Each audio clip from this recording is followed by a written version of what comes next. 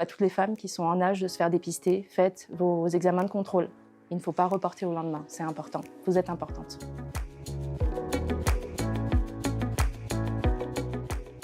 Alors, mon histoire a commencé le 27 septembre 2022 lorsqu'on m'annonce que j'ai une forme rare de cancer, rare et agressive. Alors c'est le choc, je suis tétanisée. J'ai eu la chance d'être accompagnée lors de mon rendez-vous avec mon médecin par une collègue qui a pris des notes parce qu'honnêtement, l'annonce a été brutale, difficile. Je ne comprenais pas ce qu'on était en train de me dire.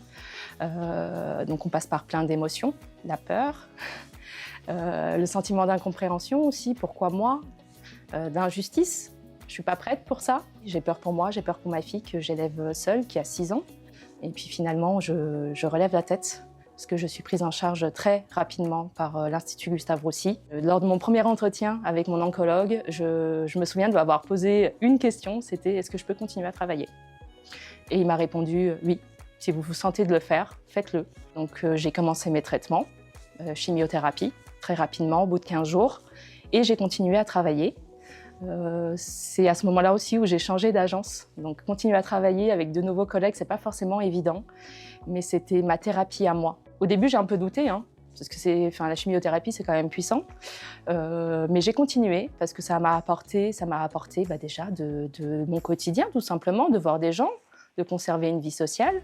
Je me sentais physiquement capable de le faire. Je travaillais avec des collègues extraordinaires. Le cancer, j'ai l'habitude de dire que c'est une expérience. Ça peut choquer de dire que c'est une expérience, mais c'est une vraie expérience. J'ai beaucoup appris sur moi, sur ma résilience. J'ai beaucoup appris sur les autres aussi. Je suis beaucoup plus tolérante aujourd'hui. Je prends du recul. J'ai appris à vivre. Avant, je subissais beaucoup mon quotidien. Je survivais. Mais en fait, on ne vit qu'une vie et j'en avais pas conscience. Et aujourd'hui, je veux vraiment profiter de tout. J'adore travailler, donc je continue à travailler. Je me souviens quand, après ma mastectomie, j'ai fait ma visite médicale de reprise et le médecin du travail m'a demandé « Mais vous êtes sûre de vouloir reprendre à temps plein ?» Je fais « Bah oui, pourquoi je ne reprendrai pas ?» Il fait « Je vous rappelle quand même dans une semaine pour savoir si vous êtes vraiment sûre de vouloir reprendre. » Et j'ai repris, je ne me suis jamais arrêtée depuis.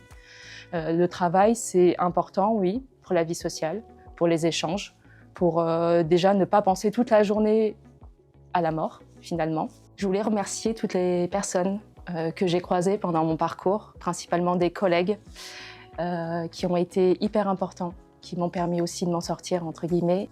Et je voulais aussi remercier la Fondation Crédit Mutuel Alliance Fédérale, qui est l'un des principaux donateurs de l'Institut Gustave Roussy.